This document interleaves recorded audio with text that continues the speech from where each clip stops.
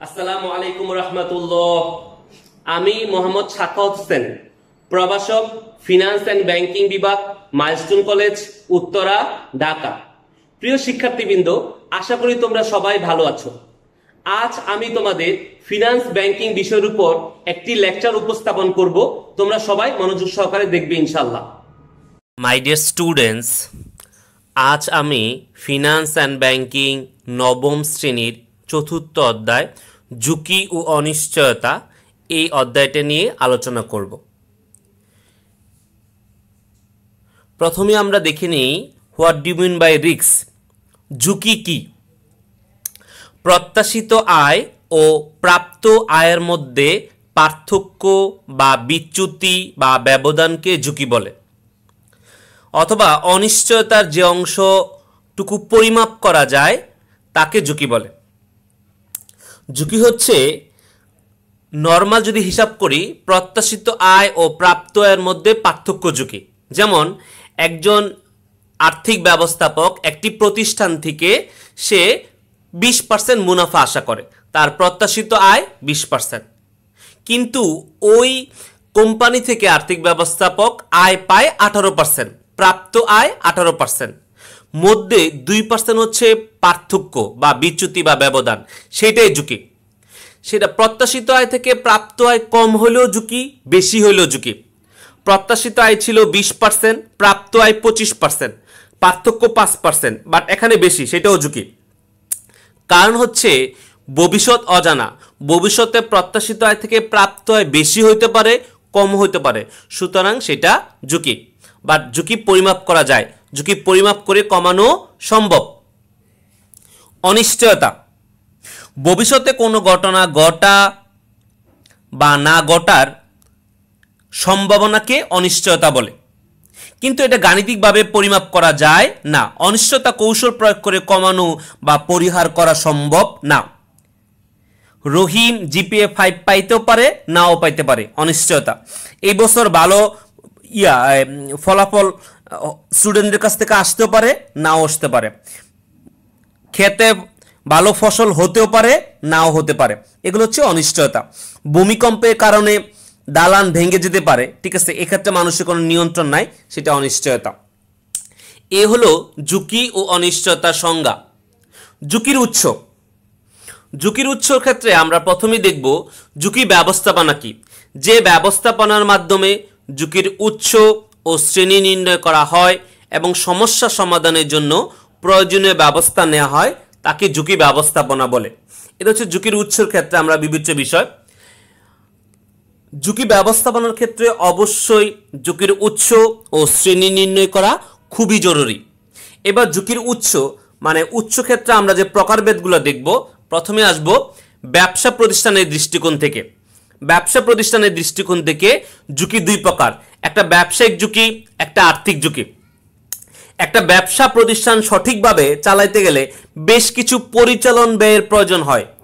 এই পরিচালন ব্যয়গুলো হতে পারে কাঁচামাল ক্রয়, গড় ভাড়া, বিদ্যুৎ বিল, বীমা খরচ, শ্রমিকের মজুরি, বেতন ইত্যাদি। যখন এই পরিচালন ব্যয় পরিশোধের অক্ষমতা সৃষ্টি হয় তখন যে ঝুঁকির সৃষ্টি হয় সেটা হচ্ছে ব্যবসায়িক ঝুঁকি। আর ব্যবসায়িক ঝুঁকি মূলত প্রতিষ্ঠানের অভ্যন্তরীণ কার্যক্রম থেকে সৃষ্টি হয়, বহিস্থ কার্যক্রম থেকে সৃষ্টি হয় না। অভ্যন্তরীণ কার্যক্রম থেকেই মূলত ব্যবসায় প্রতিষ্ঠানের এই ব্যবসায়িক ঝুঁকির সৃষ্টি হয়। অফিস ভাড়া, বীমা খরচ এগুলো যখন আমরা পরিচালনা করতে না পারবো তখন যে ঝুঁকির সৃষ্টি হয় সেটা হচ্ছে ব্যবসায়িক ঝুঁকি। তবে ব্যবসায়িক ঝুঁকির ক্ষেত্রে বেশ কিছু উৎস আছে, মানে কোন জায়গা থেকে ব্যবসায়িক ঝুঁকির সৃষ্টি হয়। বিক্রয় মূল্যের পরিবর্তন, বিক্রয়ের পরিমাণ পরিবর্তন, উৎপাদনের উপকরণের মূল্য পরিবর্তন, অতিরিক্ত স্থায়ী খরচের প্রবণতা ইত্যাদির ক্ষেত্রে ব্যবসায়িক ঝুঁকির সৃষ্টি হয়। এবার আসি আর্থিক ঝুঁকি। প্রতিষ্ঠানের বহিস্থ বা বাহ্যিক উৎস থেকে যে ঝুঁকির সৃষ্টি হয় সেটা হচ্ছে আর্থিক ঝুঁকি। একটা ব্যবসা প্রতিষ্ঠান চালাইতে গেলে কখনো কখনো অভ্যন্তরীণ উৎসের সাথে সাথে বাহ্যিক বা বহিঃ উৎস থেকে ঋণ নিতে হয়। তখন সে ঋণের টাকা পরিশোধ করতে হয়, ঋণের উপর সুদ দিতে হয়। যখন কারবার পরিচালনা করার পর এই ঋণের টাকা ঋণের সুদ দিতে না পারে তখন যে ঝুঁকির সৃষ্টি হয় সেটা হচ্ছে আর্থিক ঝুঁকি। এক কথায় যখন ঋণের টাকা দিতে না পারে তখন এই দায় পরিশোধের অক্ষমতার দিকে যে ঝুঁকির সৃষ্টি হয় সেটা হচ্ছে আর্থিক ঝুঁকি। এবার আসি বিনিয়োগকারী দৃষ্টিকোণ থেকে ঝুঁকি দুই প্রকার, একটা হচ্ছে সুদের হারের ঝুঁকি, একটা তারল্য ঝুঁকি।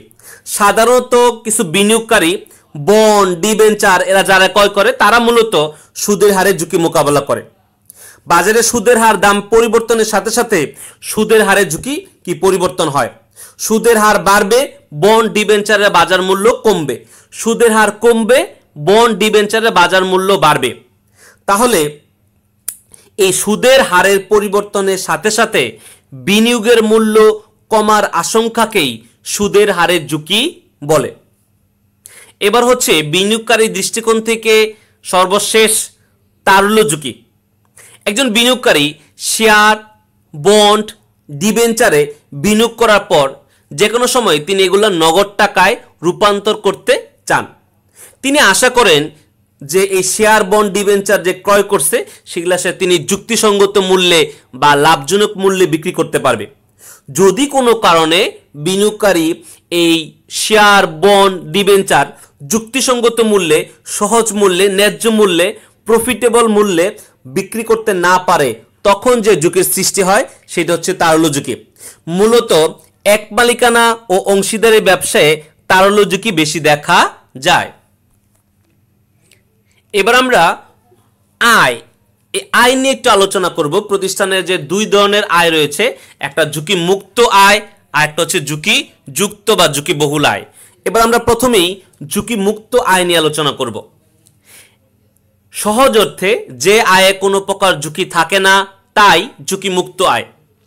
যেমন ট্রেজারি বিল, ট্রেজারি বন্ড থেকে প্রাপ্ত আয় ঝুঁকি মুক্ত আয়, কারণ ইহা মূলত সরকার ইস্যু করে থাকে এবং এদের আয় ফিক্সড বা নির্দিষ্ট। অন্যদিকে ঝুঁকি বহুল বা ঝুঁকিযুক্ত আয়, যে আয়ের সাথে ঝুঁকি যুক্ত থাকে বা ঝুঁকি জড়িত থাকে তাকে ঝুঁকি বহুল বা ঝুঁকিযুক্ত আয় বলা হয়। সাধারণত বিনিয়োগকারীর জন্য শেয়ার প্রতি আয় মানে ইপিএস, আর্নিং পার শেয়ার হচ্ছে একটা ঝুঁকিবহুল আয়। তবে সবচেয়ে বেশি ঝুঁকিবহুল আয় হচ্ছে সাধারণ শেয়ার থেকে প্রাপ্ত আয়, সবচেয়ে বেশি ঝুঁকিবহুল আয়, কারণ এদের আয় নির্দিষ্ট থাকে না। এবার আমরা আলোচনা করব আদর্শ বিচ্যুতি। আদর্শ বিচ্যুতি হচ্ছে ঝুঁকি পরিমাপের একটা পদ্ধতি। আদর্শ বিচ্যুতি একটি পরিসংখ্যানিক পদ্ধতি। এই পদ্ধতি ব্যবহার করে অতীতে অর্জিত আয় থেকে যেমন ঝুঁকি পরিমাপ করা যায়, ঠিক তেমনও ভবিষ্যতেও প্রত্যাশিত আয়ের ঝুঁকি পরিমাপ করা যায়। আদর্শ বিচ্যুতি অবলিক ঝুঁকি, এটা সূত্র হচ্ছে সামেশন আয় হার মাইনাস গড় হার হোল স্কয়ার নিচে n-1। ঝুঁকি পরিমাপের বিভিন্ন পদ্ধতি আছে। বিভিন্ন পদ্ধতির মধ্যে একটা অন্যতম পদ্ধতি হচ্ছে আদর্শ বিচ্যুতি, স্ট্যান্ডার্ড ডিভিয়েশন। এই আদর্শ বিচ্যুতি একটি পরিসংখ্যানিক পদ্ধতি। একটা ব্যবসা প্রতিষ্ঠান যদি সফলভাবে পরিচালনা করতে চায় তাহলে অবশ্যই ঝুঁকি পরিমাপ করতে হবে, কারণ ঝুঁকি পরিমাপ করে কমানো সম্ভব, কিন্তু অনিশ্চয়তা পরিমাপও করা যায় না, তাই পরিমাপও কমানো সম্ভব না। কারণ আমরা যদি আয় বেশি করতে চাই ঝুঁকিও বেশি, আবার আয় কম করতে চাই ঝুঁকিও কম। সেই জন্য ঝুঁকি পরিমাপের বিভিন্ন পদ্ধতির মধ্যে আদর্শ বিচ্যুতি একটা গুরুত্বপূর্ণ পদ্ধতি। এই পদ্ধতির মাধ্যমেই আমরা ঝুঁকিটা পরিমাপ করি।